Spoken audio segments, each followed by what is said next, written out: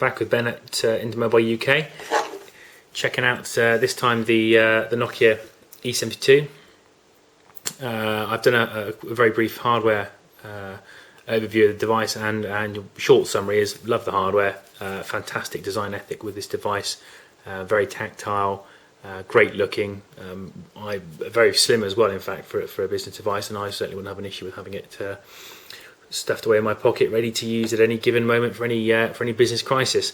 So this review or overview rather is more about what's inside, so the software if you like, and if we unlock the keypad we will have a look and get zoomed in and focused in on what is Series 60. For me personally, well, having said that, if you are an S60 fan, I don't think you'd have any great issues with this phone, possibly apart from the fact that it's very much a landscape screen rather than a portrait one, which a lot of the Series 60 devices are. If you aren't an S60 fan, then you just ain't going to love it, I don't think. It's standard fare, pretty much. There's nothing spectacular in there. It's a reasonably quick and implementation, as you can see. It's not too laggy between screens.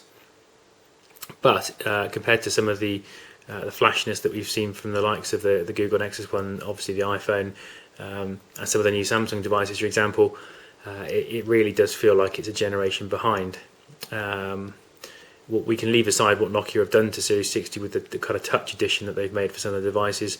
That's probably a whole separate video or post on its own. But for this device, you're going to get pretty much standard Series 60 fare.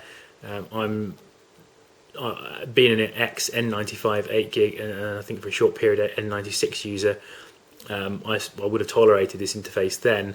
Having moved on to the likes of iPhone, Android, and so on and so forth since then, I do now feel that we are living some way behind if we're using this. But as you can see, there's nothing unusual or shocking about what's on the device. You have a few social network or hat-tipped a few social networking sites there, but really this is, as it always has been, pretty much standard Series 60. Is this going to be one of the last devices with Series 60 in this form on it? Who knows? I imagine Nokia have a reasonable segment of business users using this device, but obviously when you're in this category you're up against the likes of the RIM devices. So for example, the devices like the Curve 8900 and some of the new successors in the Bold series from RIM.